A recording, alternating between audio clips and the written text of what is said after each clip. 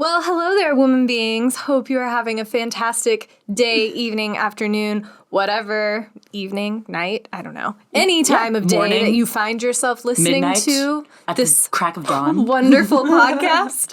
I am here today with Miss Kelly Hello. and Miss Emma. And Hello there. I, of course, am Kelly Ann. And today we are going to be talking about reviewing, critiquing, and loving, hopefully, the amazing book, Girl Logic, by the one and only Iliza Shlesinger, one of my personal icons in the comedy world. I think she's amazing. So without further ado, we're going to dive into her thoughts on the logic of girls. This is Woman Being, where we explore thoughts and opinions and have the freedom to change our minds. without expectation or judgment. We will hold a safe space and support each other As we navigate together in the form of feminine. All right, so I just want to remind you, the listener, that you can follow us on Instagram, I was about to say Snapchat, but who's on Heck no. Snapchat I was anymore? thinking Twitter. Some but then people I was like, are. I was we have also never had a thinking Twitter. Anyways, we are on neither of those, but we are on TikTok. We Yes. also can be found on just about any podcast streaming platform, including all the big ones and all the ones you've never heard of, including Amazon and Audible and YouTube. You can follow us on YouTube. Mm-hmm. And if you have a second, go ahead and just give us a little review. It actually means the world to us and helps us have a wider reach. So, also, make sure you're following us on Instagram. I know I said it earlier, but the reason you should is because we are always, not always, most of the time, polling people to get inspiration about what you want to hear for future episodes. And in one in particular, we actually pulled on a lot of audience feedback. So if you want to help shape what we are doing here at Woman Being, you got to join the conversation. Yeah. So join us at the table. at our we want to table. talk to you. Yeah. We want our you table. for Woman Being. Via Instagram polls, please. 100%. So, without further ado, we're going to talk about this book, Iliza Shlesinger, iconic, woman that won Last Comic Standing. She has been a writer and a comedian for years now. I think she has 3 Netflix comedy specials. She has had her own sketch show also on Netflix. I think they've only done 1 season. But I think she's brilliant. I think she's creative and hilarious. But she's also now written a book, so we had to review it.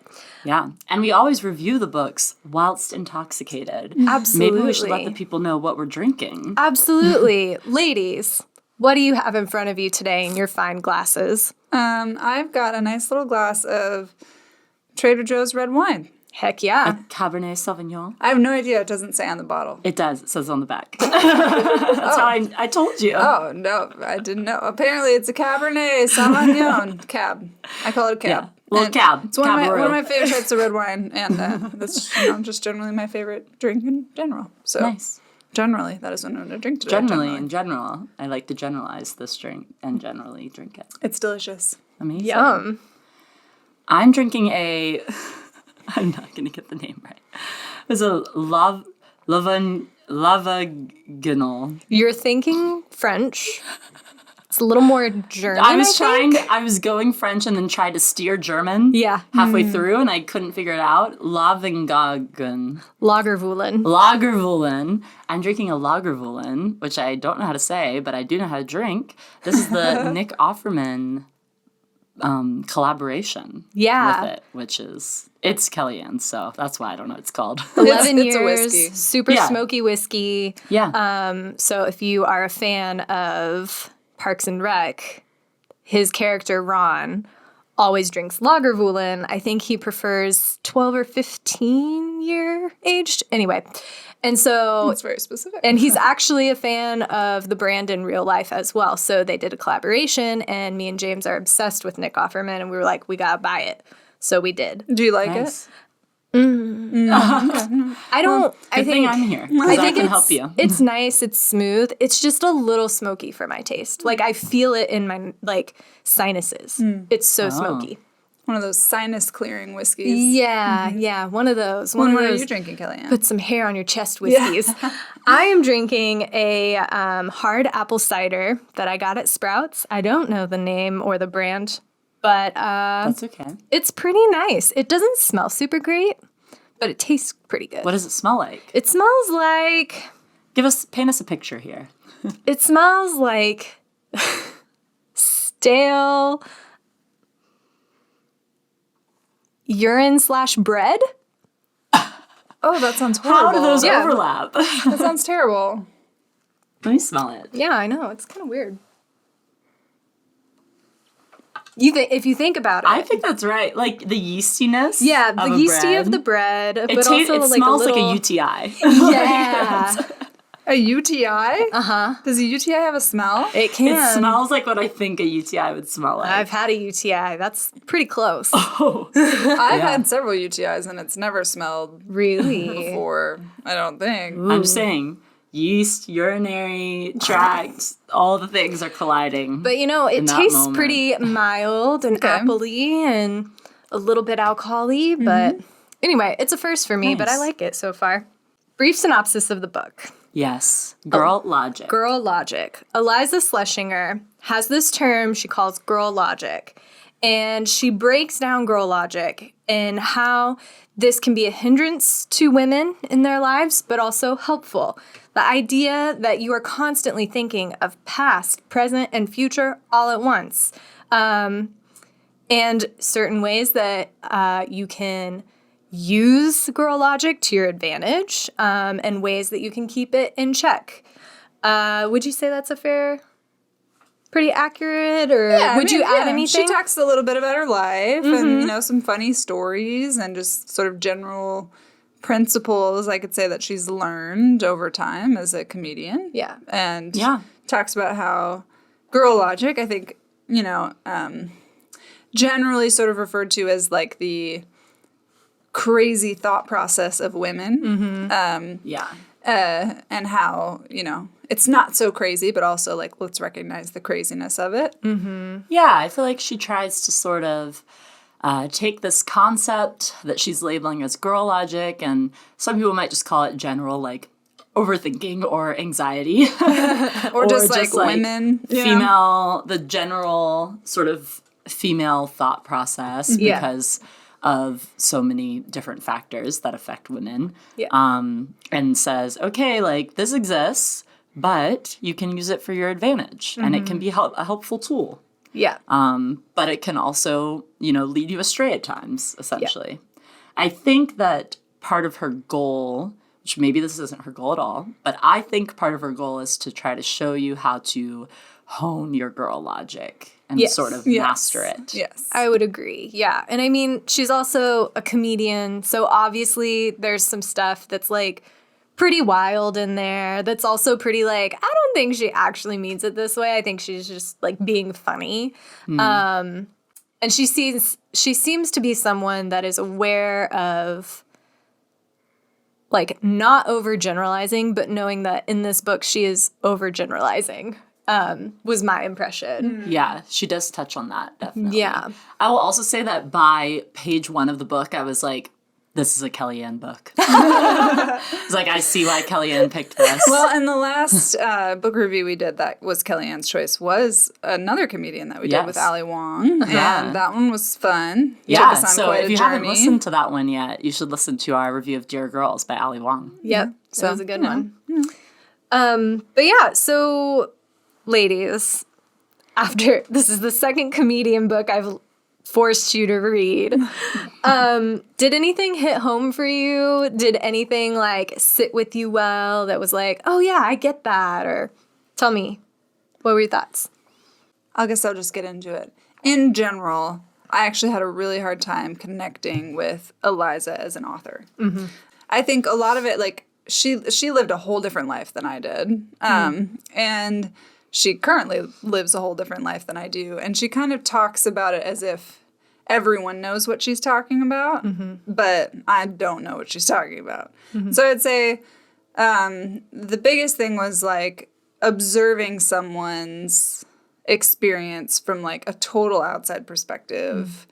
especially in terms of like, yeah, when you're single, it's going to be like this, and you're going to date guys like this, and it's, you know.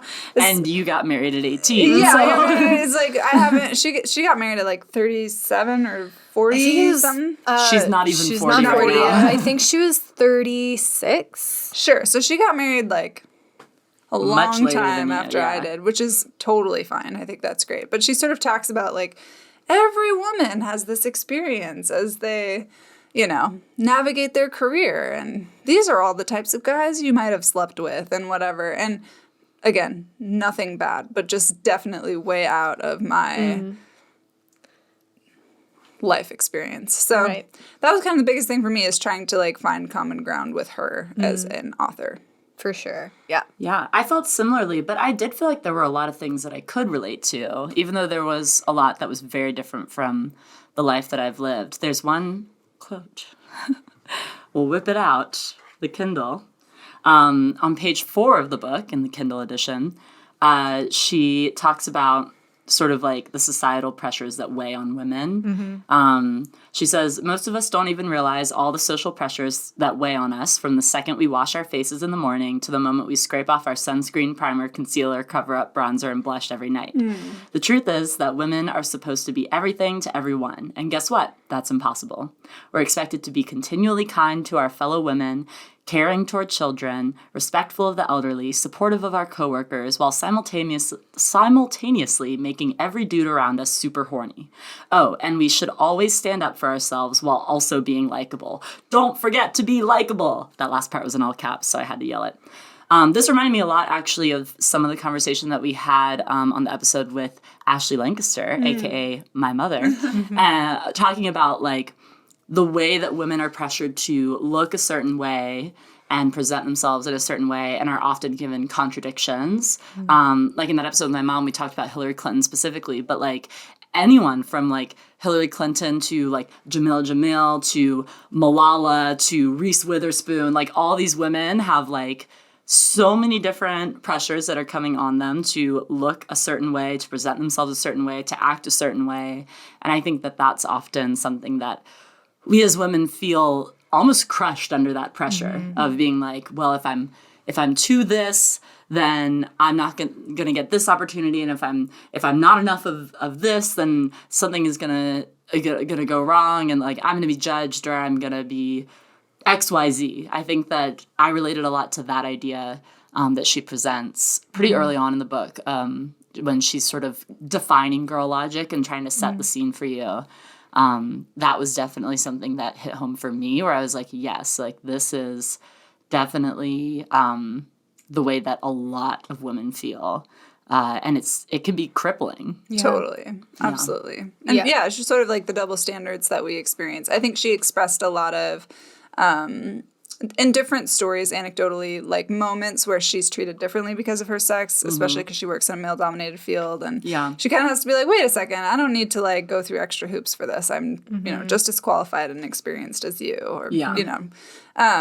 And so I definitely could relate to a lot of her female experience type stuff, but not necessarily her personal experience, except I really enjoyed reading about her being a guy's girl. Not that I was a guy's girl, but I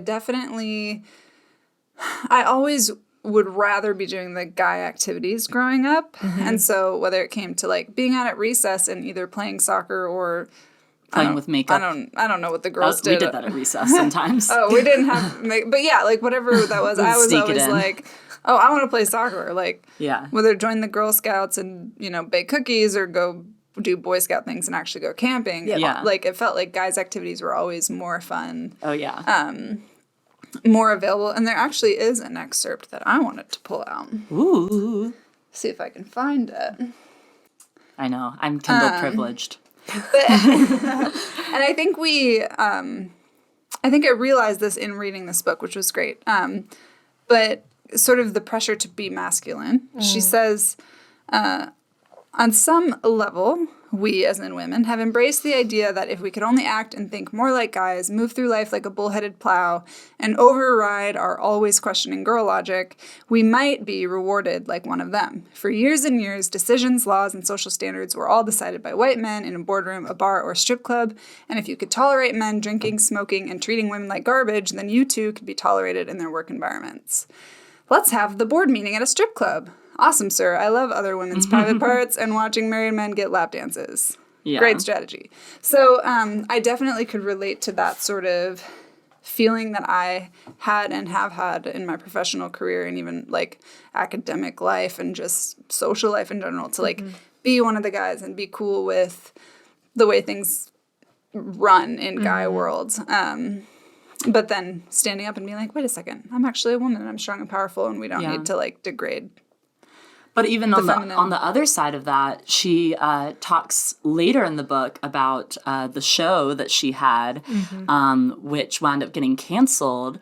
And she thinks that's because she refused to do a promotion for the show that was like an over-sexualized version of her, showing her as like the sassy single girl. And she was like, that's not what this show is about. I'm not going to do that. And then her show is canceled because she's quote unquote difficult to work with.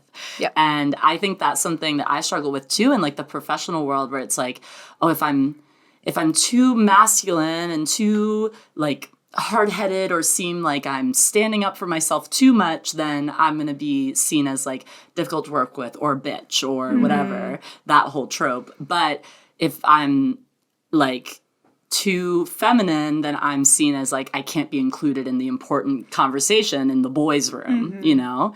And it's, again, the contradictions that women are constantly faced with of like, you need to be the perfect balance of all these things. You cannot sway to one side or the other. What is the balance? That's a secret. We're not going to tell you. You'll never figure it out. It'll be a constant mind trip for your whole life.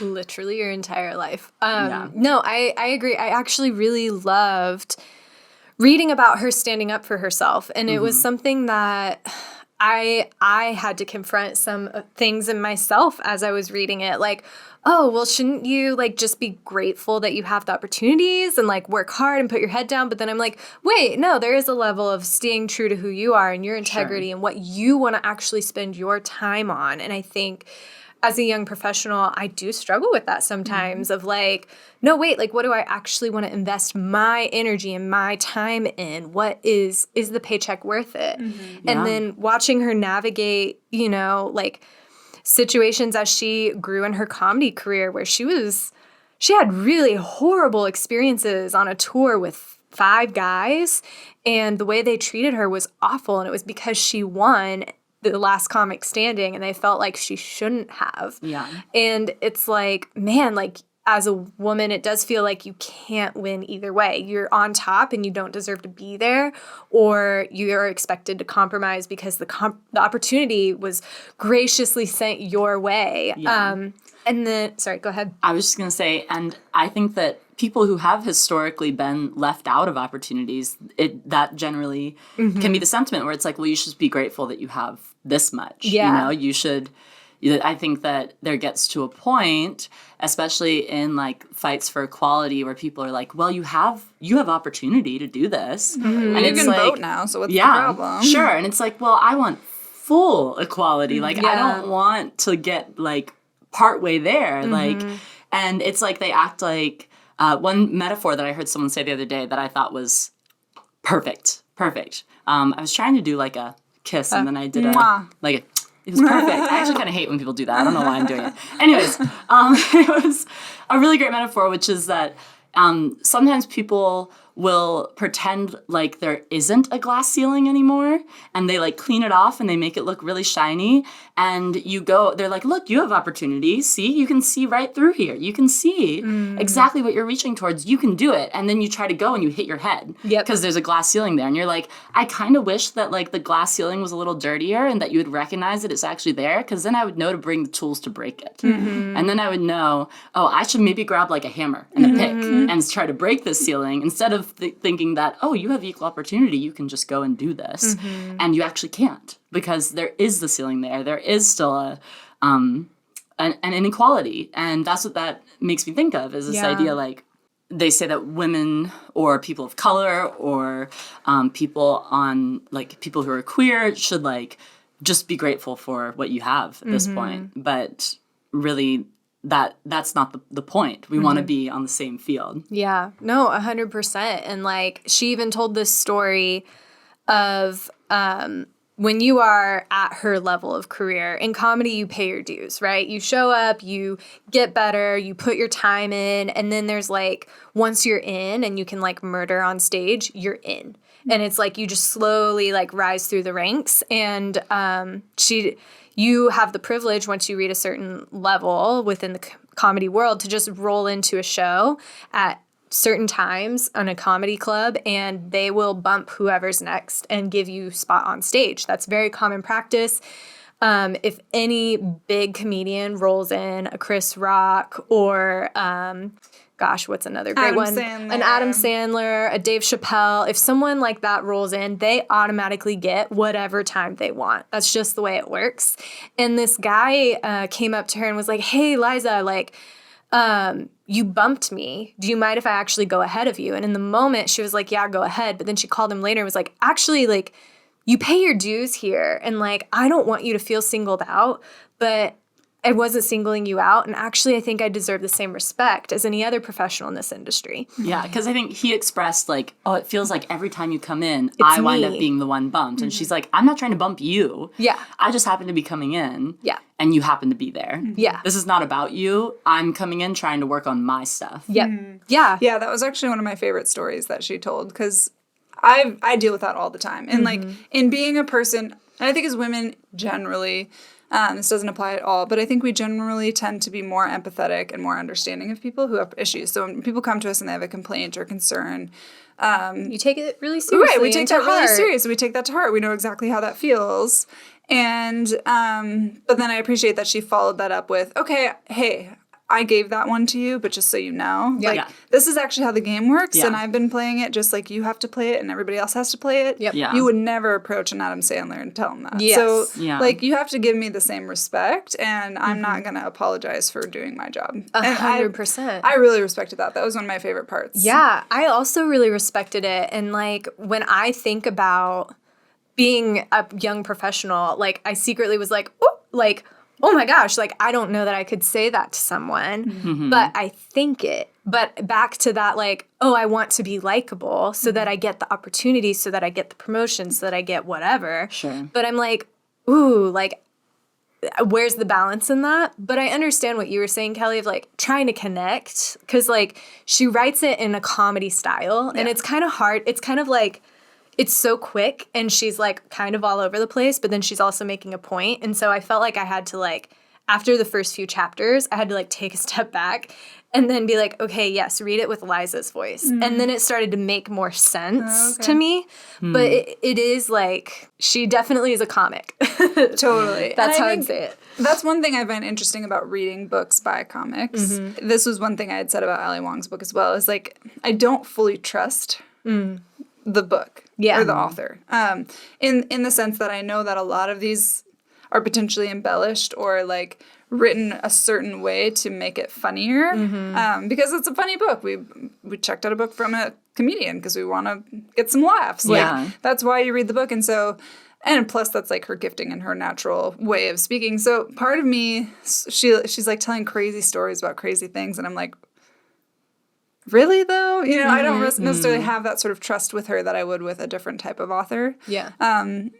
But also entertaining. Yeah. I mean, for me, that kind of thing I sort of take with a grain of salt, because it's like, at the end of the day, does it really matter if it's real or not? Like, it's sort of about what she's trying to convey, you know? Sure. Yeah. Yeah, I guess so. But I did feel, I felt like a lot of her anecdotes, like you mentioned, it sometimes was hard to follow. It was like, okay, we just went down this rabbit trail, which you do all the time in stand-up comedy. So that's very normal. But, and then it sort of like circles back to this original point. And sometimes the points were great, but I got lost sometimes in the travel to that location. And honestly, it's kind of funny. And I think this is maybe a critique, maybe it's a compliment, but I felt like sometimes the outline of the book in general was very much in line with girl logic in general. It's like, Right. sometimes... It's like you're reading her girl logic in real time. Yeah, it's like 100%. sometimes super straightforward, and I'm like, yes, that makes sense. Okay, following. And then sometimes it was like, whoa, how did we end up here? Totally. You know? I am on the same page, and I couldn't decide if she did that intentionally or if it was like just her writing style, because you do comedy writing for a special is so different than comedy writing for a show. And it felt like reading a special. That's what it felt like to me. Yeah. All under the guise of girl logic. Let's figure this shit out. Yeah. I'm actually curious, since Kellyanne, you were actually a fan of Iliza Shlesinger. And so you, I assume, have seen a bunch of her specials. Multiple times, yes. Yes. And I was checking out one of her specials just out of curiosity, and I noticed some reused jokes that are in the book. And I wonder if it felt... How did that feel for you when you were reading it as someone who's listened to her jokes multiple times, to like sort of read the same jokes or like jokes that are very similar to the same ones? Yeah. I mean, to me, here's my read on comedy. And it's that as you go through life and have experiences, you correlate with things that are funny and weird, and then you joke about them. And so it's almost like you build a repertoire of jokes combined with wisdom over time. So to me, it felt on brand. Like, I don't need brand new jokes every single time, because it's like you're expounding on those stories and making more points than what you could make in a 60-minute special. But I also saw a lot of those similarities. Which one did you watch? I'm curious. Confirmed Kills. Love it. But I didn't finish it. I watched like half of the newest one, the one where she talks about getting married. It's like, what is it? The other one's Freezing Hot, but I can't remember the name of this one. Something like There's like 4 on Chained Netflix. or something, or Iliza Unchained. Iliza Unchained. Yep. Yes. Yeah. And then there's another one that's like Iliza Too Hot to Handle or something. Yeah. Or like hot. It's like, because there's Freezing Hot, and then there's one that's straight up just like hot something. Yeah, I think it's I think you're right. I think it's Too Hot to Handle. Okay. Yeah. And I did actually also watch 2 episodes of her sketch show. Oh, it's so weird. It's very weird. You have but to be there were- intoxicated. Yeah, there were a few things, though, that I felt like were like, oh, this is girl logic in a sketch that she did, which were interesting. And it was interesting to watch it after reading the book and sort of feeling like I had to peer into her mind a little bit to then see the product of that, which is her comedy. Yeah. Yeah, and I think because I'm more of a fan and I've watched so much of her content, I think I do trust her a little more. And it is like, oh, this feels true to you. Like, this is on brand. But also, like, that's because I'm a fan of her and her work. But I think also what I didn't realize, I mean, I feel like all comics are really intelligent. Like, I think you have to be in order to, 1, make the observations, and 2, make it funny. There's so much that goes into it. Like, you can't not be somewhat of a genius to, like, go do that. I don't know. It's a mental exercise. But, like, sometimes, like, she writes really, like, sporadically, and then sometimes I'm like, whoa, you surprised me. That was actually really, really, really intelligent. But because their job is to be funny, they aren't always afforded the luxury of bringing the fullness of their intelligence to every special or show or whatever you may have it. Yeah. But one thing that I did really like, actually, about watching the bit of her special that I did is that she would make a bunch of jokes that were sort of about, like, you know, the way that women are objectified or things like that. And then she would, like, all of a sudden get serious and be like, and this is why you shouldn't rape women, essentially. And it was like, oh, okay, you're going to sit down and be real for a moment and then go back into more jokes afterwards. Yes. Yeah. That's what I love about Iliza, actually. She makes a lot of really strong points throughout her special, but she doesn't kill the mood. She doesn't kill the laughter. It's like a little bit of sugar makes the medicine go down. And that's what I like. It's like we can laugh about the objectification of women because it happens every day. Well, women can because it's like, oh, that's painful and it hurts. But also, yeah, I know what you're talking about. But also stop objectifying women. Don't be a dick. You know, like she has that flow. See, that was, I think, where I experienced the most whiplash in the book. Because I think we would be going down this path and it would be like, here are the 5 basic archetypes of dumb dates or whatever. And it would sort of be like, okay, whatever. This is sort of like not meaningless, but like just like funny fluff, you know? And then suddenly it would be like, and that's why dating shouldn't be your whole life, you know? And I was like, like, yeah, that's a good yeah, point. good. But it was sort of like, I went from being like, does this mean anything? Like, does this matter? And Yeah. then suddenly feeling like, oh gosh, okay, I forgot that she has opinions, I think. Yeah. I wonder if it's just that doesn't translate as well into a Yeah. writing medium. Yeah. But because, like, I mean, obviously, if you're at like a comedy show, you expect a bunch of jokes, and then Yeah, and you expect a little bit of wisdom sprinkled in. You it's know? sort of nice to get a little bit of something from her in the midst of that. But in a book, maybe it feels a bit more like incongruent. Yeah, because I think sometimes I felt like, oh yeah, this woman gets me. She gets feminism. She gets the whole thing. And then sometimes I was like, no, like not every woman is like, you know, blacking out drunk, arriving home after having just slept with a guy that X, Y, or Z. You know, like it just sometimes felt like, no, this is a very weird stereotype to be applying all to. I don't know. So yeah, it felt like she would like overgeneralize and then like get really specific, and then I don't know.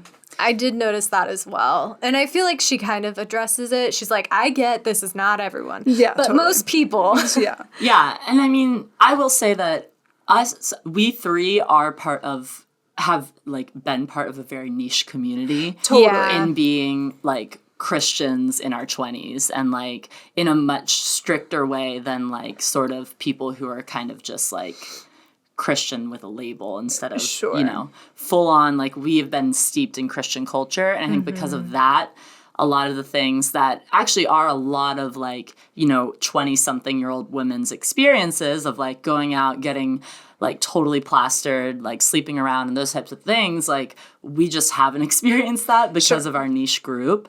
But I've watched a lot of people experience that, and like I've been face to face with it. But yeah, there were definitely a lot of things where it's like, okay, but it seems like you're coming from this experience, which I actually don't relate to.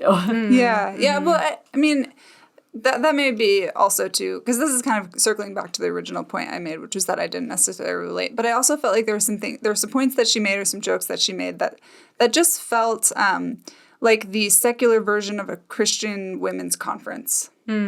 Where it felt like, here we all are all together, and women are like this, and everybody be happy. And it just felt Women like... are from Venus, men are from Mars. Yes, yes, Like, exactly. This is what everyone's like. Yes, and it just didn't quite... It was like, no, I know you're smarter than that. You know, like, we're all smarter than that. And so it felt like sometimes she, like, dumbed women down. But then would, like, again, like you said, come back into that super intelligent point. But anyways, I totally agree. I think part of it is, like... She lived a different life, but I felt like Ali Wong lived a very different life than I lived. Has such interesting, varied experience for me, but I don't know. I felt like I could connect with her a little bit better, a little differently. Yeah. And I do like there's at least one or two moments where Iliza recognizes, like, she literally says, like, I made some jokes earlier on in my career that were super like playing on stereotypes about women that I kind of regret now. And I don't think those are accurate or fair, or like I shouldn't have played on those things, because sure, a lot of times comedy is playing off of stereotypes and laughing about them, but at the same time, I think there's lines that people cross, and that there's times where it's like, no, this is actually just hurtful. And so I thought it was really admirable for her to like recognize that and put that into her book and say, I know that I've done this. I don't love that I've done this, but we carry on. Yeah, I agree. And I know what jokes she was referencing because I've watched all of her specials multiple times. And part of me was like, oh man, like actually that was really funny. But I think you could actually repurpose that joke with your new intention or tweak it. But I also understand, like, I have empathy for that young comic because it's a low blow. But it's also like you're young and scrappy and you're a woman and you're trying to just get ahead. I mean, I think there is a level of responsibility that comes with like comedy, but I was also impressed though. I wasn't anticipating her to bring that up.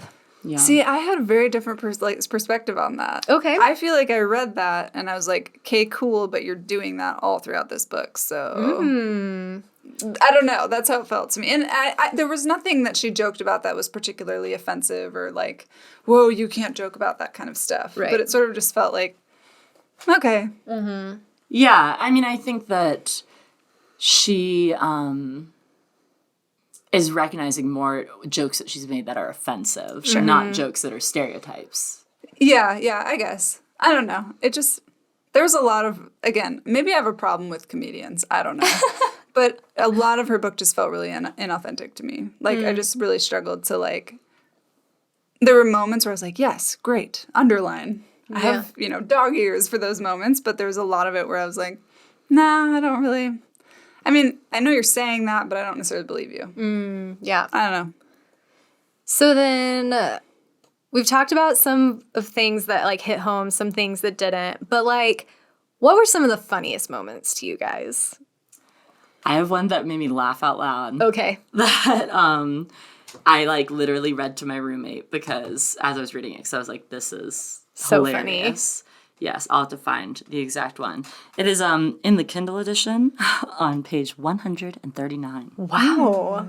Oh no, I hope it's not the same one as me. But it might be. If it is, then we can just laugh together. Gotta pick another one. Good thing I said it first. My note on it just says ha ha ha ha ha ha. So I won't read the whole story, but she's telling a story about a guy that she's talking to, and Kellyanne's already laughing. She's talking to a guy. He seems pretty normal. He seems pretty whatever, and she sends him like a sexy photo, and he writes back, which she says. What he wrote back was not what I expected. Quote, me likey that picture long time. And she says, take a second to say that phrase out loud as an adult. Let's forget the bastardization of an already overused Full Metal Jacket quote. In my world, me likey comes eerily close to the reaction a toddler has when his mommy asks if he's enjoying his num-nums.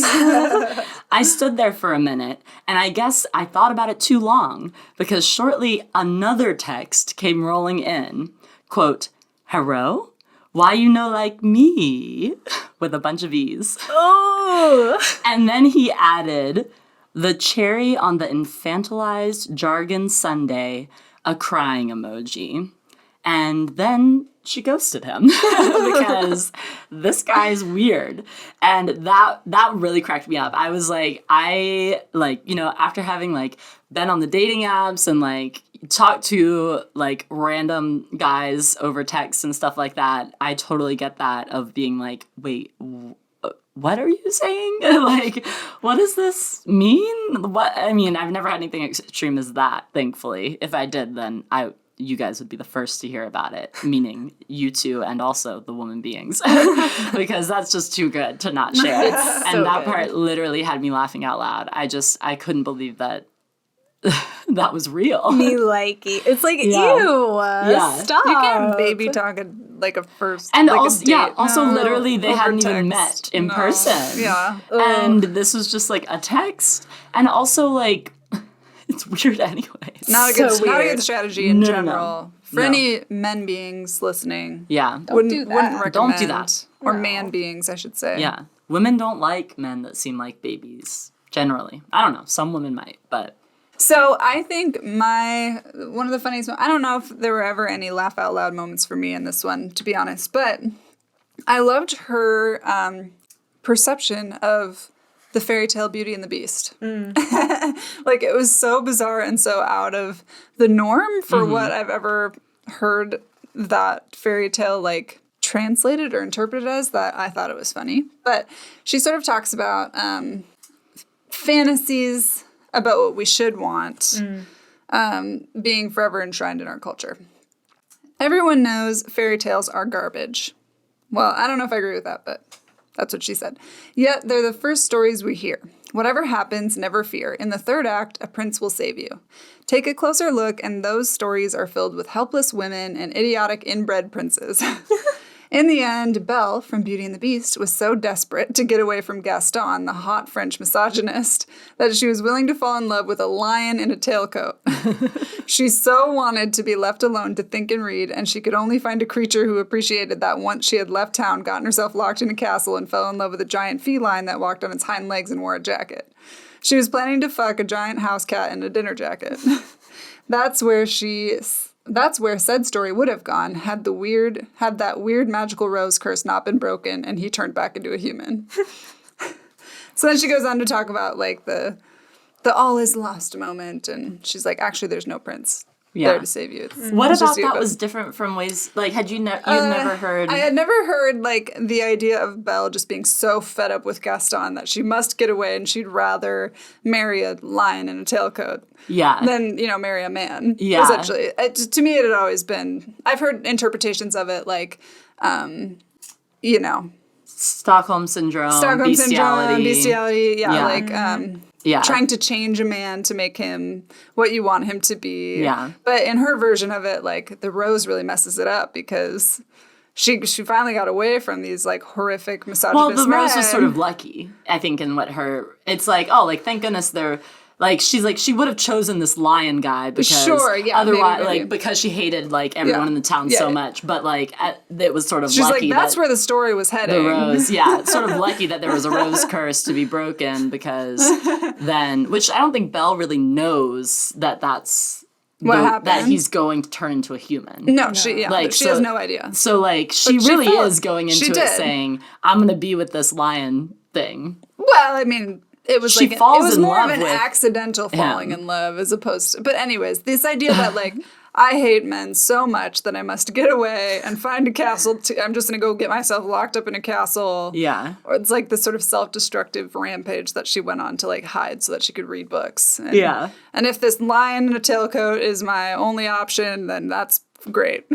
Better than Gaston. Better than literally anything better. Yeah. Better than that hot dude. It really is like sort of a snub in Gaston's face that she's like, I don't want you, like an attractive human man, although Gaston is like really gross. But she's like, no, instead I want this literal animal. That's what I chose. An animal and a bunch of dancing, singing and furniture. Not just an animal, like an unkind kind of rude, like like anger issue. I have a lot of issues with Beauty and the Beast, honestly. Anger management animal. But anyways. And I really related to her sentiment that like all fairy tales are crap. Like, and that they're, like, really, a lot of them are really harmful stories. I think that it's hard to generalize, again, obviously, if we want to nitpick, like, obviously there are fairy tales that I think are helpful and fairy tales that serve a purpose. Like, that's sort of what their purpose often was to, like, give a warning or a moral or something like that. But sort of the Disney-fied princess stories... Sure. Up until maybe the past 10 years have often had pretty toxic messages, honestly, in the background that of the idea of a woman having to have a man save her or, forsaking her family for the sake of a man or bestiality and Stockholm syndrome. But I don't know if like the Grimm's or not having consent, Sleeping Beauty. Sure. I don't know if the Grimm's like original fairy tales. I don't know how much they like parallel the Disney-fied versions. Sure. I think that's what she's referencing. Yeah. So I'm saying I don't think fairy tales in general are dumb or crap or whatever. But there is actually one of my favorite spins on a fairy tale is The Paper Bag Princess. It's a book that I got for a baby shower recently where they asked for books. But essentially this dragon comes after this prince and this princess, and the prince is like, I don't know what to do. And so she's like, okay, cool. She like goes and she like slays this dragon and like deals with it or outsmarts him or whatever. And she comes back after like being victorious, and all she has left is a paper bag and her hair's dirty and whatever. And the prince is like, your hair is dirty and you're just wearing a paper bag, and so I'm not really interested in a girl like you. And she was like, excuse me, you're rude. So I don't need you. And then she like skips off into the sunset. So anyways, I think fairy tales can be redeemed. Oh, for sure. I think that honestly, like, Disney has sort of bastardized a bunch of fairy tales and sure. twisted them into Well, and made them pretty. yeah. They did not used to be And I think pretty. Disney's been doing a lot to now try Undo to that. undo that and make more helpful and empowering princess stories. Yeah, and more Like, diverse stories, yeah. which is great. Which you see in, like, The Princess and the Frog and Moana and in Frozen and those kinds of movies. So. Yeah, agreed. So my funny moment is it's really silly, but like it's in the when and how to dump a man via text. And she outlines many, many moments that this is appropriate and when and how. And it's so silly, but it's like, a final thought in this section is also a fried shrimp emoji is often enough to confuse a man away from you forever. Like, I don't know why, but I thought that was the funniest thing I've ever read. And I, like, cried in my bed. I'm going to text you a lot of fried shrimp. Amazing. I should actually put that next to your name. My contact, yes. For sure, in my phone. It's official. Another section. Official. That's a little bit longer. I thought was funny because it is kind of echoey of my Christian upbringing, which is women aren't entirely to blame for this hardwired sense of girl-on-girl competition. We were dealt a shit hand starting with Adam and Eve. Wait, we had Lilith too. And she came before Adam and Eve, depending on your theology. Side note, Kelly thought. Lilith was created as Adam's equal, not sprouted from his rib like Eve, and she was expelled from the garden because she wouldn't be submissive to Adam. He brainwashed her and made a 2.0 model he wanted to control, Eve. Remember, you were told Eve was made from Adam's rib. Guess what? A rib is a bone, and a bone is metaphor for a dick. The Bible wants you to know that Eve was made from Adam's dick for Adam's dick. That's right. She was made to serve him, which is why when she decided to eat the fruit of knowledge and started having her own thoughts and she became the know-it-all who corrupted Adam because she made him eat the apple, and to pay for that, women now have agonizing childbirth. That's how the Bible story goes, right? I choose to look at it like she was curious and didn't want to chill in the garden where she had no Wi-Fi. She got bored and said, I want what I can't have. I'm a woman, and ate the apple, which prompted her to be like, fuck yeah, I want more knowledge. How do crows work? What's air? Why aren't there any non-evil cable companies? So God punished her for wanting to learn, and Adam was just a poor hot dummy who went along with it. Now, obviously, if you are of the Christian faith, that is very problematic, but I just thought it was really funny to hear a different take on the garden story. Like, and it is kind of like... I thought it was funny as well. Yeah. Even though it is actually inaccurate. It's a gross bastardization of the story. I mean, if you genuinely read the text, that's not really what it's saying, but it is funny. It was funny. It's like, I liked that part. Eve wanted to know more, and she got in trouble for it. I'm like, same girl. Yeah, and I think that is the way that a lot of people actually interpret that part of the text. Like, I think a lot of people see that as like, well, Eve is the deceiver. Eve is the one who wanted to know more, and that's why women are always trying to get more because they are not satisfied with their station in life, and how dare they? They should just be satisfied because this is the root of all sin. Yes. And that is itself a bastardization of the Bible. Right. And but yeah, not too far off from what a lot of people do believe that. But it's also pretty funny. Yeah. Agreed. So do you identify with anything you read, or was anything particularly enlightening for you? I mean, I feel like a lot of this was kind of on the nose, but also for me, it felt kind of reassuring to be like, oh, thank God, I'm not the only one that thinks about this shit. Yeah, I actually felt like I really related to one sort of like statement she makes of the way that she thinks about things. And I felt seen by this statement. So on page 16 of the Kindle version, she said that she calls herself I call myself a realist, though, or maybe a pessimistic optimist. I believe in good, that it will all work out, but I refuse to blindly bump into unnecessary hurdles along the way. And I feel like when you talk about whether or not you're a pessimist or an optimist, I often feel pigeonholed into that because I'm like, well, I'm really optimistic in a lot of ways, but I feel like I'm pretty realistic at the same time. So like, I felt seen by that sentiment that she gave of like the pessimistic optimist who's like realistic but hopeful. Yeah. If that makes sense. Yeah, there's a couple things that she brought up that I think I've just been reflecting on in my life, and so it was nice to sort of see her take on it. She talks about her friend, a gorgeous doctor, married, 2 kids, has it all, right? And but then she sort of goes on and says, but her fantasy life is not mine.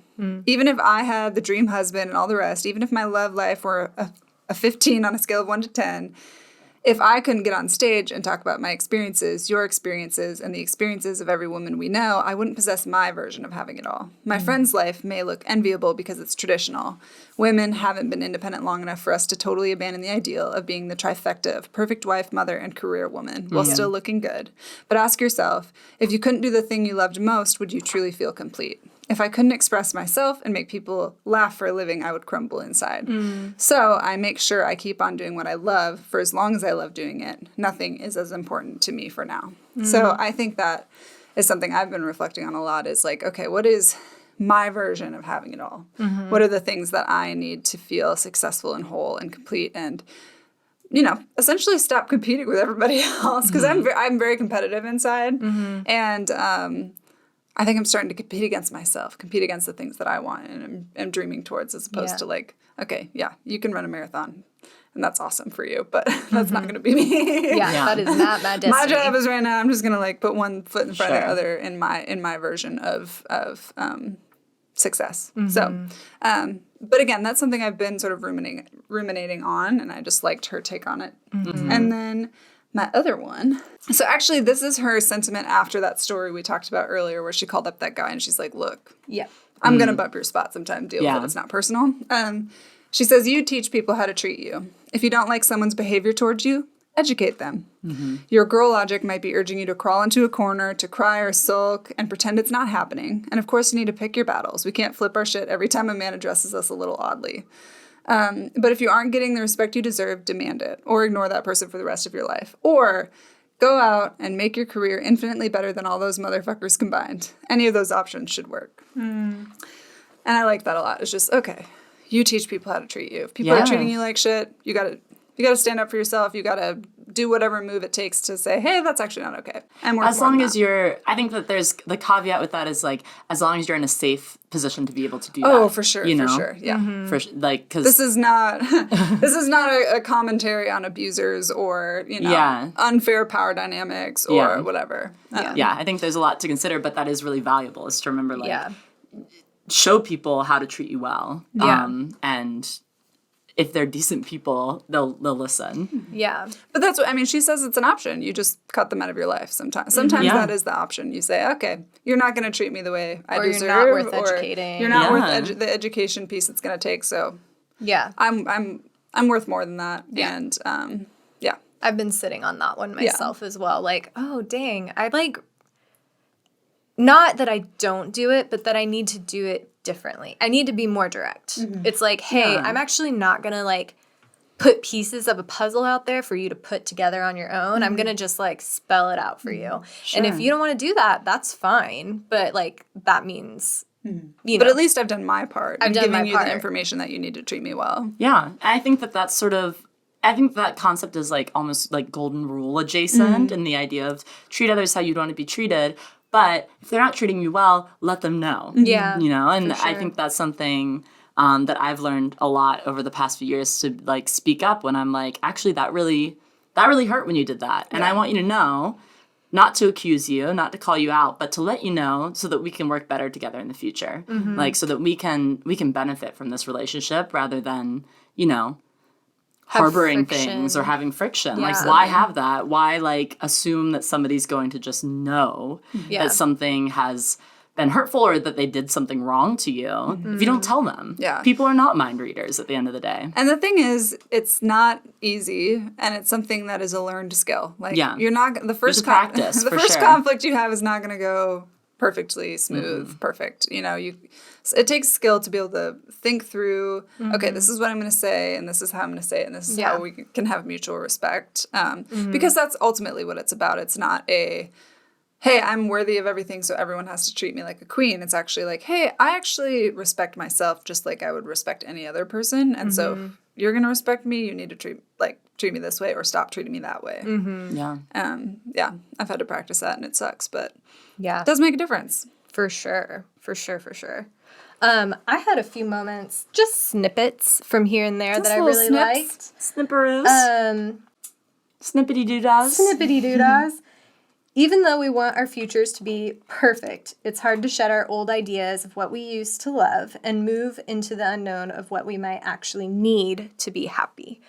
I have found myself doing that time and time again, especially when it comes to unraveling, like, the ideals that were kind of handed to me of, like, this is what your relationship should look like, this is, and this is what a good Christian wife looks like, and how she should act and how she should behave, and I'm like, and so for so long you think that's what you want, and then you get there and you're like, actually, no, I hate this. This is not what I want. This is not authentic to who I am. And so you almost have to, like, mourn what you used to think you wanted in order to embrace what is truly yourself. So I thought that was great. And then this is talking kind of about comparison. We see her, someone on Instagram or whatever, and our girl logic starts whispering that our current partner isn't enough. We start wanting what she's got. We start questioning the choices we've made and the things we truly want. And that's similar to the same sentiment of, like, if I see other relationships that aren't like mine, it's like, oh, well, what's wrong with us? Like, maybe we need to work on stuff. Maybe we need to get better or whatever. And I'm like, actually, what's true is what works for us. And what works for us isn't going to work for someone else. And the manifestation of our love isn't going to look like the manifestation of someone else's love. And it changes. And so those were both really good things for me to read and be like, yeah, I need to, like, calm down.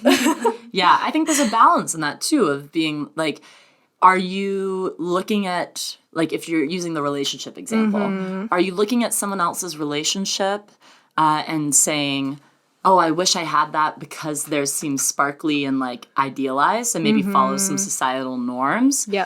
Or are you looking at their relationship and recognizing, like, oh, we actually have some real, like, hurts in our relationship or things that we, like, I think it can go both ways. And I think that that's something to be cognizant of. Totally. Or even, like, if it's within your own personal life, if you look at someone else and you're like, oh, this person, like, is so productive in these ways. It's like, are you looking at unhealthy productivity?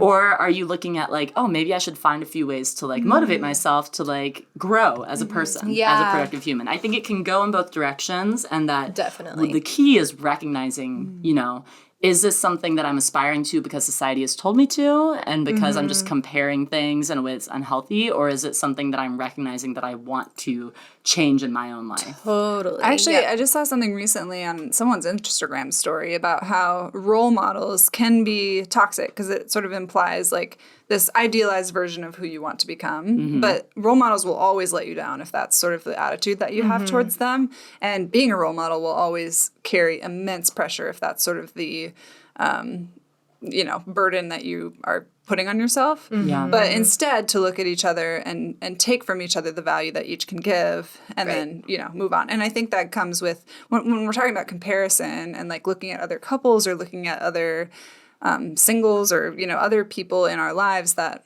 seem to have more or have something that we want. Yeah. We can actually, like, mutually respect and work together and, like, pull the things that, like, give life and can add to our own lives and help us meet our dreams. But, like, we don't have to have the whole kit and caboodle, like, wagoned to that, I guess.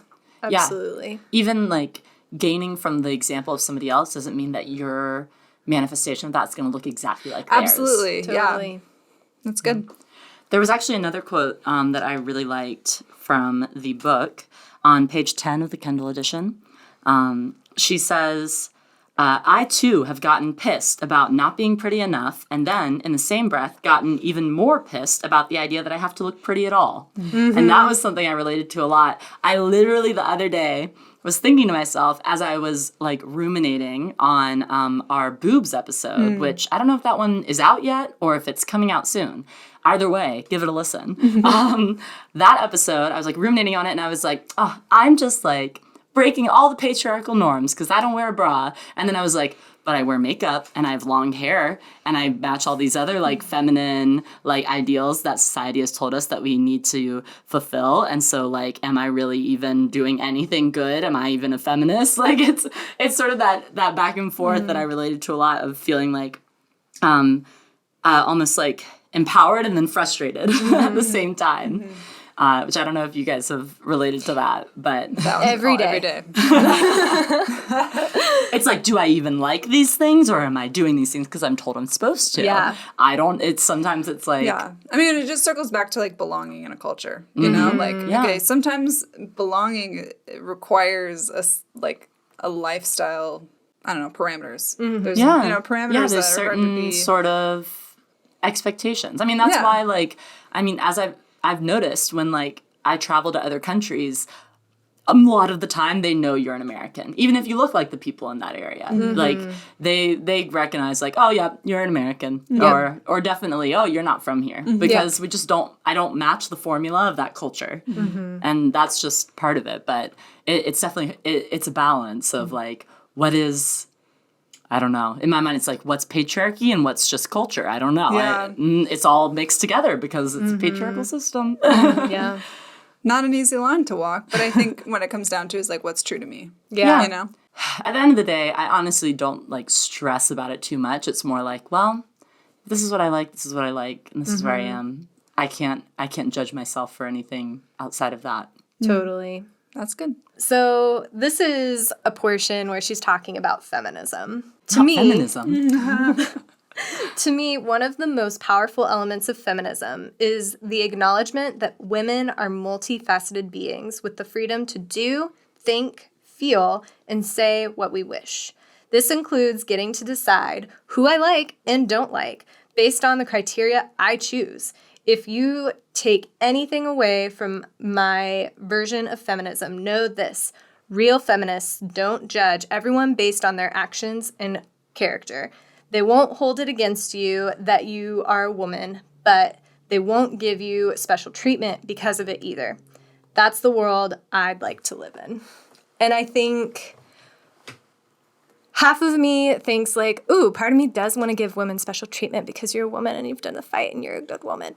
But also I'm like, I'm actually allowed to not like people and I'm allowed to have my opinions. And if they're brash and if they suck, whatever, hopefully one day they evolve. But like feminism, I think for me has become a lot of being okay with who I am right now and being like, you are good, you are worthy the way you are now, and you will be equally good and worthy the way you are in 5 years. And having that freedom and ability to change and think and decide for yourself and actually like, I think that's something that Christian culture really imprinted on me as a 1 on the Enneagram. It's very important to be internally good and just and correct. And I'm like, actually, I think it's really okay if I don't align with that in this moment. And that's something I agree with her on. Feminism has kind of freed me in some ways of that. Yeah. I like that in theory. You know, like it feels a little bit idealistic to me because I think that there's a balance between like, which this is a huge debate in like the fight for racial equality, for equality of genders, and all of that is like, what is the balance between like treating everyone fairly, but also sort of helping people who have been historically marginalized, you know? And I think that that has been a tough balance for like our nation in the United States to strike. And so when she says something like, well, it doesn't matter, like, I'm not going to treat you differently because you're a woman. Part of me is like, yes, like, don't treat me differently because I'm a woman, but also you have to recognize that women have not been given opportunities and we're starting out on a lower rung of the ladder and we're at a disadvantage because of historical oppression. And so it also reminds me of the conversation we had with Ashley Lancaster of talking about how, like, in the workplace, raising up women and also raising up men who are going to empower women, men who see women as equal, raising up people who have those qualities because they have those qualities and they're qualified to do these positions. And there's a tension in that for me of like, sure, I'm not going to treat you differently because you're a woman, but at the same time, maybe I am going to choose you because you're a woman and you're qualified. Maybe rather than a man who is also qualified. I think there's a tension in that. And I think that some people really balk at that idea. But I think that it's a way for us to like expedite the process of equality. Totally. I agree with you. I think, though, for me, I'm thinking of it more in like my personal opinion versus the way I would navigate myself in the workplace. Like, my personal opinion of someone is, like, if I were to meet you on the street, I'm like, I think you're a dick, and that's fine with being the way it is, versus, like, a woman in the workplace, I'd realize, like, oh, maybe she's going to hit 5 or 6 closed doors before she gets an open one, versus a man would hit one maybe closed door before he gets an open one, or a person of color. So, yeah. Yeah, and actually, what that makes me think of is something I saw in The Morning Show recently. I just binged season 2 of The Morning Show, and if you haven't seen it, this won't really be like a spoiler, but maybe at your own discretion, listen to this part if you haven't watched it and you want to. But there's one moment where a woman essentially like lashes out at this man because he's a white man, and he doesn't really do anything in that moment. It's sort of like, oh, you're like freaking out at this guy, and he was just like asking a couple simple questions, and it didn't feel like it was like white male privilege coming out. It just feels like you kind of just hate white men. Yeah. And I was a little bit like, okay. And there's even a comment that man makes later in the show where someone says that he should like ask this woman something because they work together, and he's like, oh, she doesn't like my kind, and so somebody else needs to approach her, and so a woman approaches her instead. And it's like, oh, that's not something that I want to associate with feminism, which I think a lot of people who maybe are anti-feminism associate with feminism, is the idea of like, oh, well, they're just man haters and they're just gonna like freak out about a man. Like, no, this feminism is about equality. Feminism is not about trying to like, demean or like bring hatred to men. Right. For sure. Yeah, well, but also recognizing that feminism, racial equality, all of these things come with like some pretty severe scarring and like there's wounds. trauma. There's and a lot of triggers. trauma that comes along the backs of people who genuinely want to do good, and so having grace and having the intentionality to like help them along will be a lot more useful to the average white straight male than sort of nervousness and fear of one's own safety. But yeah, so I think, have compassion, seek understanding. Be empathetic. Yeah, be empathetic, whatever. But even not empathetic, but be, I don't even know what the word for this is, but have a purpose in understanding how someone is coming across. You don't have to empathize with them, but if you can argue their point, even if you disagree, that's a first step. Yeah. It's true listening and understanding. It's like, it's an intellectual empathy, essentially. Yeah. You may not necessarily feel that compassion specifically for that person, but if you have an intellectual empathy for a group of people, that is an amazing place to start when it comes to helping uplift more and more marginalized peoples. So along that kind of vein and topic of like the way things could be interpreted for the positive or for the negative, for solidarity or for the further oppression of people. What are your critiques of this work? Because I know you have them. We've kind of touched on them earlier. Yeah. For me, the book felt quite scattered.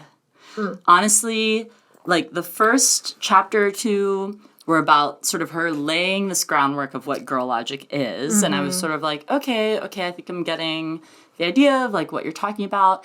And then there's this really long middle chunk that's basically just about dating. And I was like, am I reading a dating help book now? Or like a cringy dating stories book? Like I'm all of a sudden reading like a dating book. And then in the middle, or in the end, it became about like her comedy career and her struggles in that as a woman and sort of like what she went through with Last Comic Standing, how she has gained success, and how she's been treated as a woman in the comedy world. And for me, it felt like there were a lot of things that she said were quote unquote girl logic that didn't really seem to match the definition she gave at the beginning for me.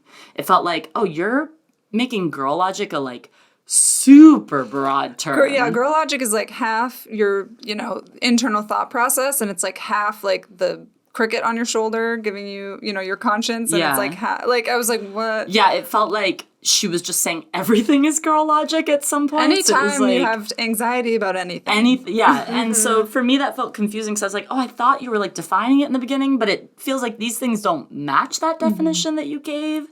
And I even, actually, let me read an example on page 104 of the Kindle edition. Kindle, please sponsor us. Amazon, hello? Are you out there? We know you can hear us. You're always listening, aren't you? We cordially invite you a place at our table. Yeah. So on page 104, she says, a lie our girl logic likes to tell us when we're younger is that if we just fuck him, things will go more smoothly and he'll like us more. The thing your GL, which is what she uses the abbreviation for girl logic, didn't tell you is that no one has ever said, he wasn't into me, then he broke down and had sex with me and fell in love with me. Nope, it's usually, he wasn't into me, we fucked, and he still wasn't into me. But I was even more into him. Or, he wasn't into me, we had sex, and he was terrible, and now I'm not into him. Or, he wasn't into me, we fucked, I got pregnant, now he's a father to my child, and he barely tolerates me. Or, he wasn't into me, we fucked, I got pregnant, and he quickly found a new girlfriend, dumped me, and now I'm an angry single mom and the villain in all his life drama. And to me, this didn't really feel like, this wasn't girl logic. To me, this is like toxic societal norms. And like, this is like, this is a lot of just like insecurity that has been like thrust upon women because we're told that our value is in how sexual we can be. And we're told that this is the thing that men want. Like, this is just like toxic patriarchy to me. It's not girl logic. And like, I felt like in the beginning, she was setting the scene that like, girl logic is like you're overthinking, but your girl logic is trying to look out for you at the end of the day, sort of seemed to be her sentiment. And, maybe I read into what she meant it was too much, but honestly, I probably could have done without all the dating and sex stuff in the middle and just gotten girl logic and then her comedy career, because that was the most compelling stuff to me. Yeah. And hearing about her comedy career, I was like, I would have loved for the whole book to have been about this, and to have heard so much more about how she struggled while she was on tour with these men who hated her, or how she has struggled with like men wanting to like overstep her, even though they're less experienced comics than her. And that felt like so much more compelling to me. And I was just like, okay, why am I reading like a dating and sex book in the middle? That was my biggest critique. I felt sort of just confused by it. It was a little whiplashy. And I completely agree with you. I felt like I read 3 books in one. Yeah. I felt like there was that idea of girl logic that she couldn't she was trying really hard to like work out that whole theme, but she strayed from it a little bit in the middle. And that's where you get the weird, funny dating book. And with all the sexplorations. Yeah, and there were things that were like entertaining in that, but at the same time, it was like, wait, why? When did we make this jump? And then there was the third about her comedy career and how she had to struggle and grind as a woman. And I see value in all of those things, but they feel like 3 books to me. Yeah, it definitely seemed like she could have consolidated some thoughts, released a first book on maybe dating, you know. Yeah. Things that I've learned or something like that. Obviously, that's a horrible title. The Dating and Sex book with Iliza Shlesinger. And then gone, you know, a little bit more intimate with the girl logic and how that, you know, is sort of a mind crazy. And then, you know, maybe did something in her comedy career or, you know, in any order she wanted to, I guess. But yeah, I totally agree with that. I think this book was hard for me. Like, I don't usually come across books like this, but this one, like, I genuinely had to set down because I got bored. Wow. And so I'm not saying that she's boring or her comedy's boring or whatever, but I just didn't care about it enough, especially during the dating and sex, which I've sort of alluded to. Like, I just didn't relate, and it wasn't funny enough to keep me engaged, I guess. That, like, I just was like, ugh. And at the same time, I think, like, maybe I'm not her audience. Absolutely. I don't think I am, I don't honestly. think that I'm the ones that she's trying to sort of pander to. She very clearly has no experience with, like, 18-year-old virgins getting married who are now almost 9 years into marriage, right? Yeah. Like, that's not her, like... Yeah. You've been married longer than she has. Yes. And she's older than you know? Like, it's such a different lifestyle. Yeah. And so... I'm, like, 10 years younger than her and 10 years more married than her. So, like, a very different life experience that's totally fine again. Like, there's no critique on her lifestyle or, you know, what she's been through at all. It feels hard to connect. I'm like, I haven't experienced the dating scene. I haven't experienced the one-night stands. I don't, you know, I don't know. And honestly, one of my critiques, and this is hopefully not a critique of her, but it felt like she just didn't, like, get into it deep enough for me to really have it click, was sort of the story of her, like, growing up experience, and she kind of tries to pin herself as sort of an outsider or, like, a nobody. But then, like, she very clearly is definitely not an outsider or a nobody, like, at any point in her life. She's definitely experienced rejection, and she's definitely experienced not being, you know, number one and wanting to be number one. But I, like, sort of this idea of, like, oh, yeah, I understand insecurity in my thighs. I was just like, what? Like, that didn't feel real or raw or vulnerable to me at all in terms of, like, something she offered as an actual insecurity. Yeah. She kind of talks a little bit about her plastic surgery, which I thought was cool. It was, like, interesting to read about her thoughts on that. But I was like, I don't peg you as, like, an outsider. I'm sorry. You seem like a hot blonde who just, you know, has gone through life. Like, the thing is like, in a lot of ways, I think that's her whole point in a way is, like, she gets, like, seen as someone who's never struggled because she's hot now, quote unquote. Like, that's sort of the idea that she comes across. She's like, well, like, to me, it felt very much like, yes, these trials that you went through as a young person, like in your, like, pubescent years, those are very similar to the types of things that myself or maybe even you guys would have experienced as, you know, white women in, like, a fairly privileged position. You know, like, it's sort of like... I mean, she definitely sounds very white upper middle class to me. Yeah, and it's like, oh, like, the struggles were like, oh, this girl got picked instead of me, and, like, things like that. And it's like, those things are not as, you know, quote unquote traumatic. Totally. You don't have to come from the ghetto to have a story worth telling. Yeah. But I didn't feel like she was vulnerable in it at all. I feel like she sort of is like, yeah, it was hard for me too. Yeah. And I was kind of like... See, part of me felt like she didn't have... And maybe I'm assuming. Sure. In my mind, it's like, well, she didn't have that much to be vulnerable about. Sure, because she has had a fairly easy life. And I think she recognizes that a little bit. And, she like, addresses it. But I have had a fairly easy life. My life is not full of, like, you know, desperate, terrible trials and struggles. Totally. But these things affected me. And, like, now I get written off as the hot blonde girl in, like, comedy stereotypes just because of the way that I look now. Sure. I don't know. I appreciate that she, like, recognizes that.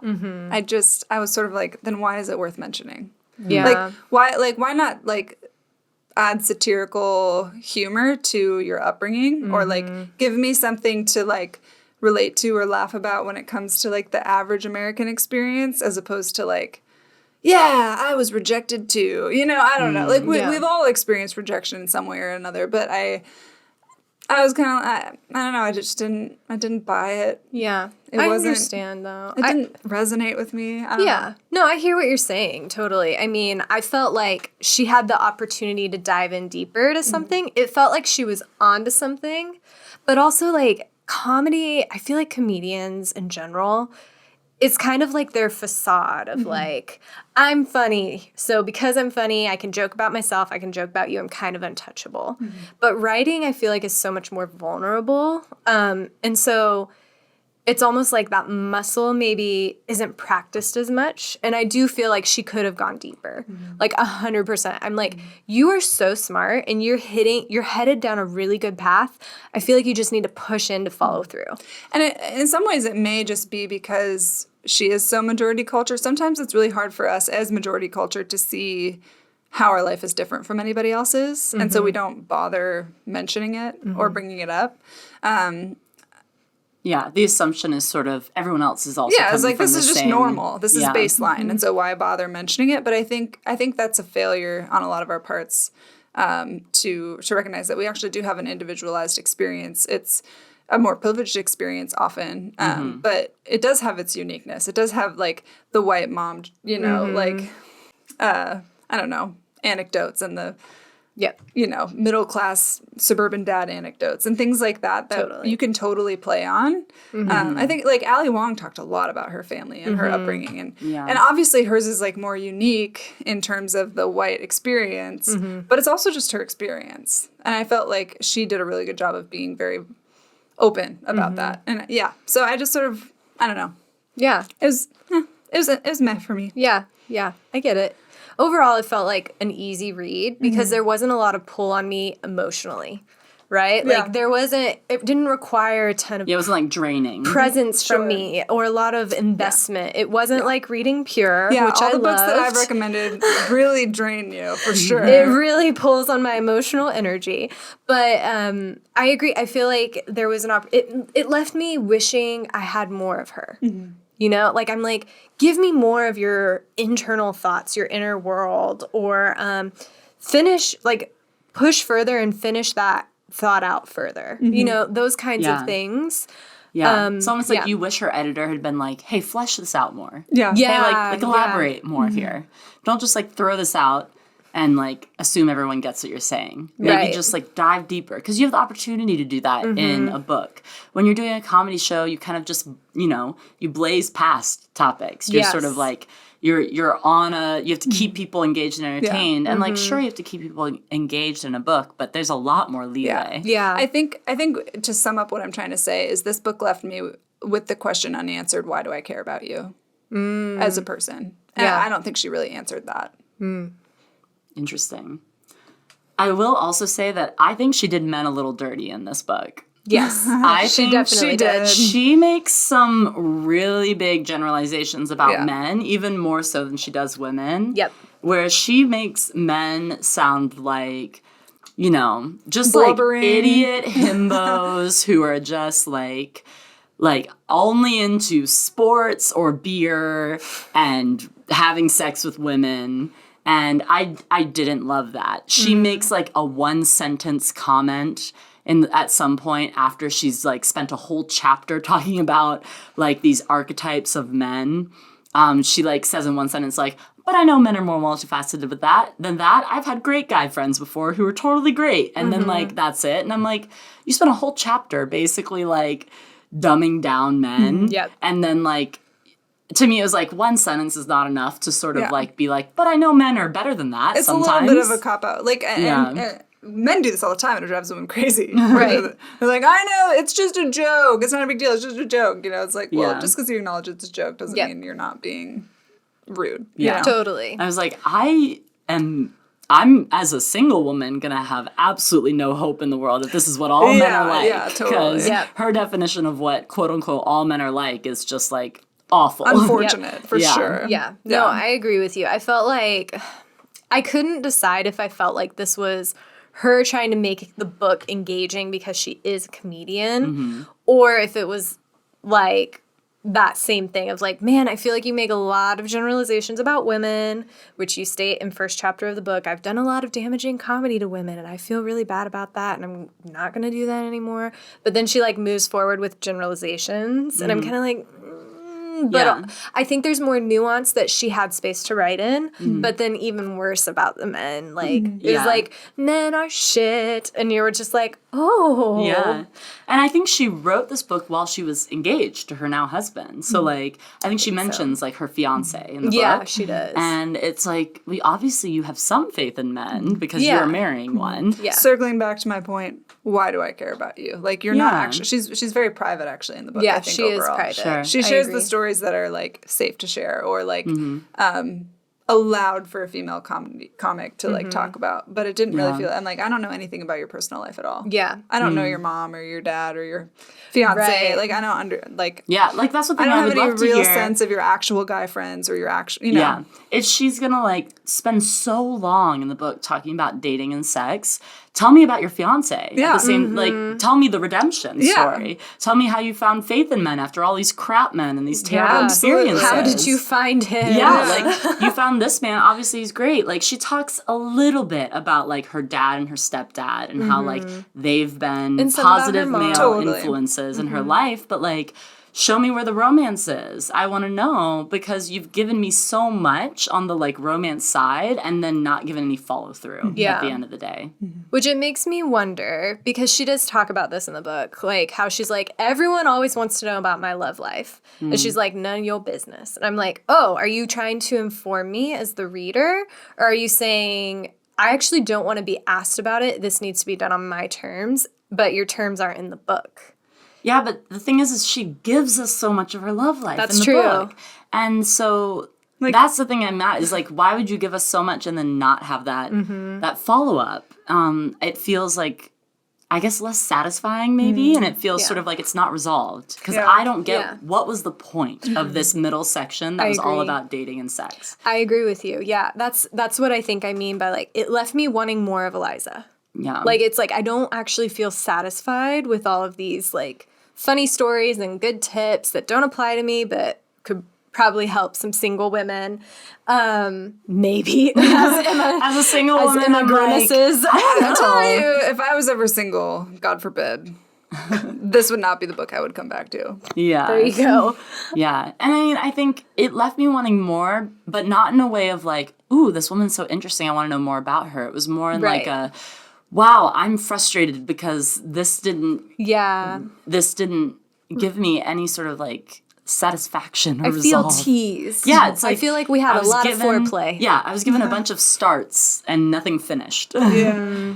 It was a lot of beginnings of ideas and then you're not left satisfied. And a book doesn't have to leave you like totally with like a buttoned up resolution, but it felt like, I think similar to the sentiment that you, Kelly, you're trying to give is like, why do I care about Iliza? It's like, why? What was the point of all of this at the end of it? Yeah, because I didn't necessarily feel like a greater understanding of my girl logic as a woman. Like, I didn't necessarily go, wow, I understand my brain so much better. It was like, yeah, I mean, I think this way at times. Yeah, sure. I understand the concept of girl logic, but I Yeah. didn't like, it wasn't like a how-to or like a harness your girl logic kind of book, even though she tried to make it that way, but it really wasn't. Yeah. And then it wasn't helpful tips on dating. There is hope for the universe.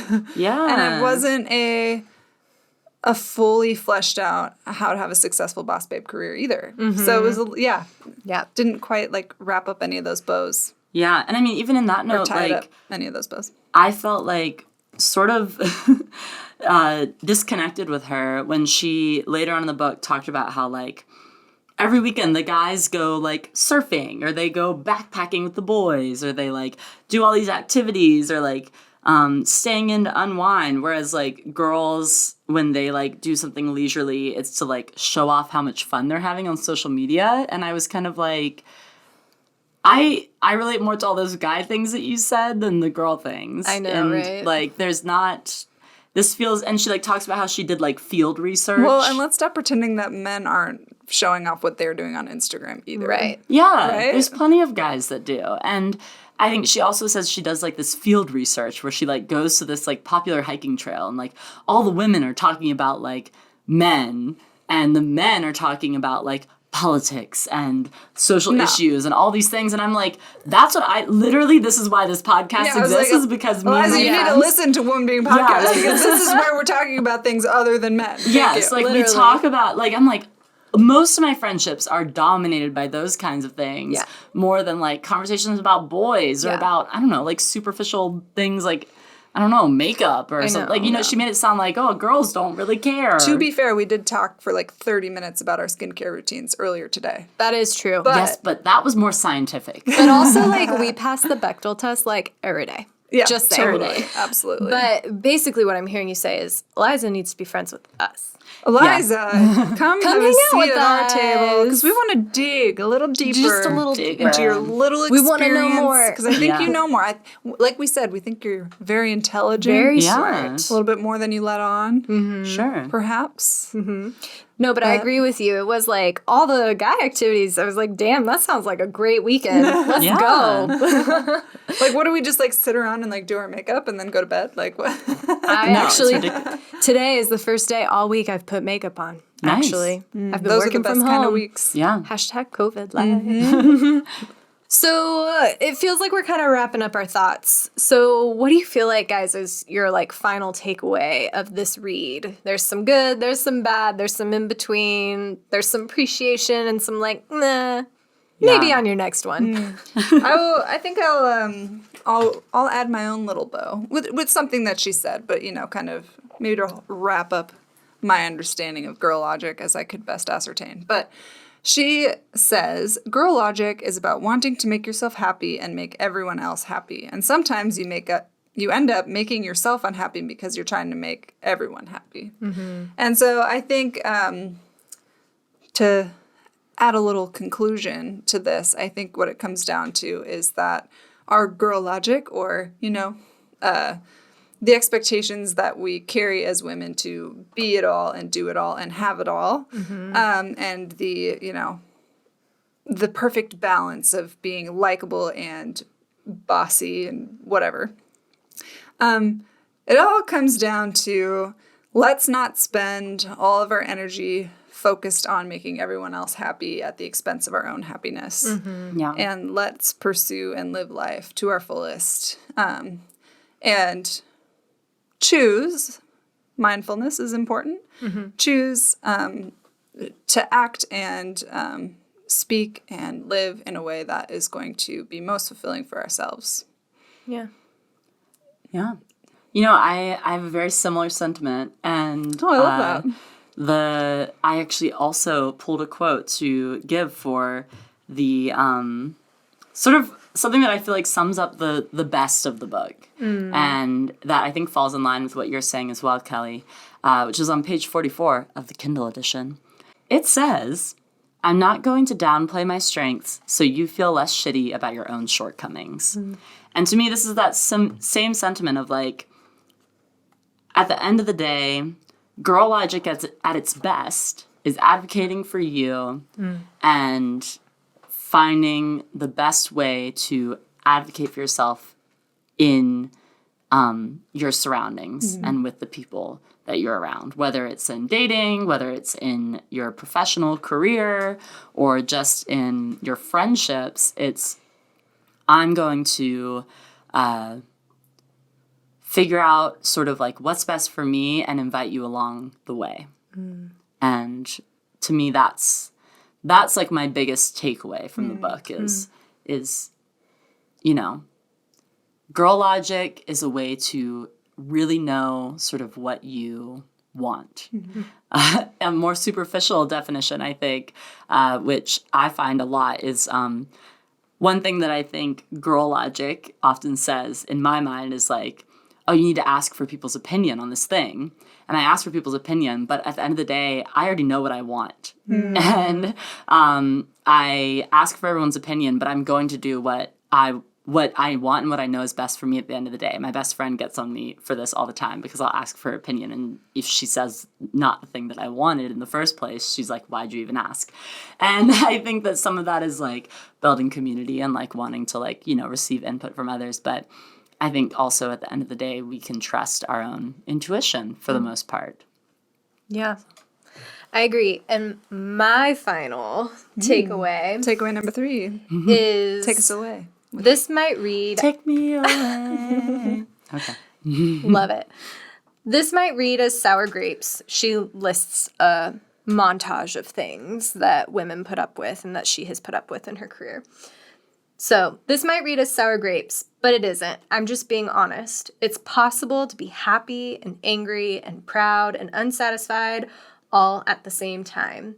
That's not even girl logic. That's just the human experience, which I really appreciate because I think I feel the need to be present with one emotion at a time, and that's what I bring to the forefront. But actually, I can be really happy and really driven and really hungry and really satisfied all at the same time. And I think that is the definition of the creative grind. Actually, like, I don't know that I want to be at a destination yet because after you reach your destination, you answer the now what question.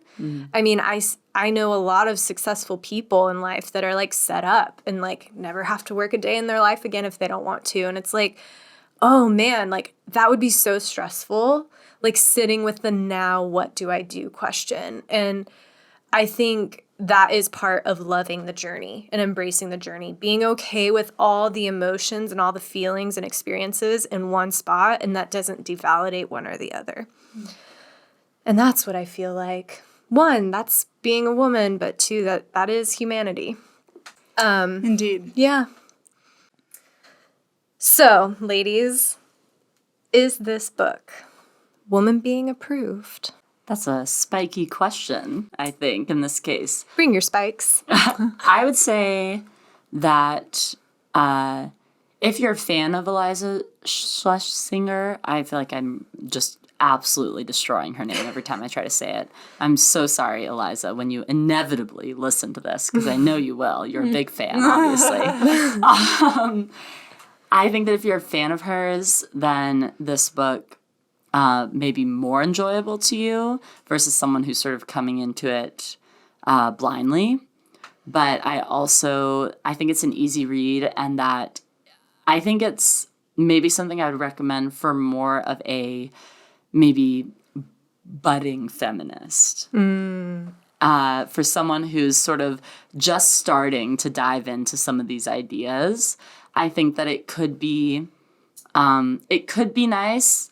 I think that at the same time, it should be maybe paired with other books or other sources of information about like what the feminist experience is, or about just like womanhood and different things like that. I think that it lends well to come with like someone who's taking in information from multiple sources, if that makes sense. Sort of taking this as like one piece of a puzzle and not sort of like a rule of law or something like that. I think that's my sort of like advice. I think that, yeah, it's like a fun, easy read. So like I wouldn't say like don't read this book or anything like that. But I would just say take from it what you want, leave what you don't want. I don't regret reading this book. There was lots of, great points in it, lots of fun moments. However, if I didn't have to complete the book for the purpose of reading, like sitting around the table and reviewing it on a podcast, I probably wouldn't have finished it. Probably wouldn't have made it a third of the way through before I had set it down and been like, not really my thing. So I don't know if I would say that means it's not woman being approved, but it's at least not Kelly Werner approved.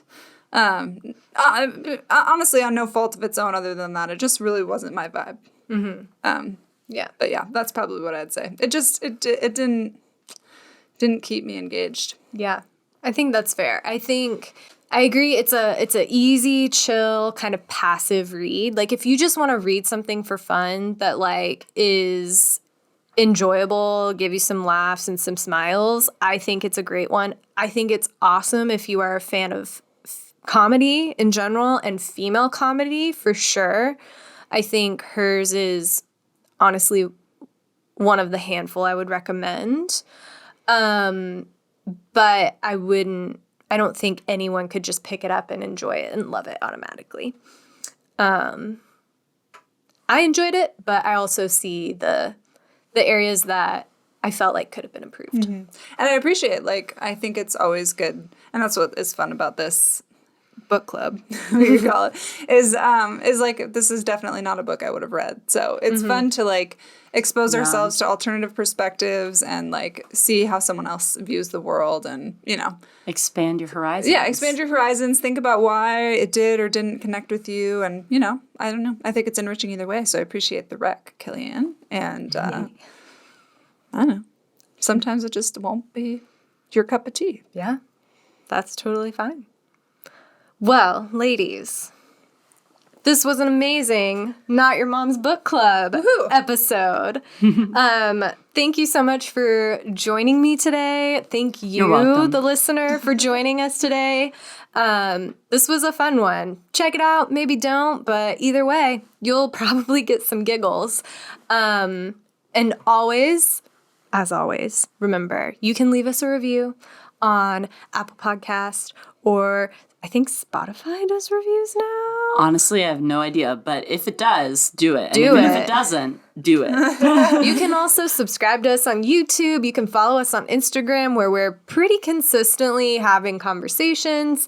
We actually post previews on our Instagram, so you can kind of see what's coming up a day early, which is fun. It's pretty exciting. We have a website, womanbeingcommunity.com. I mean, the list goes on. We're on and everywhere. On. Yeah, we're doing it all. We're very tired. Everywhere. We're everywhere. You can't get rid of us. We're where you go to work. You can't escape. We're tracking you when you're sleeping. Podcast. We know when you're awake. No, we know if you've been bad or good. So be good, for goodness sake. Wow. Amen. Love it. But we're going to wrap up this episode. Thanks for being here, and we will catch you next time. Bye. Bye.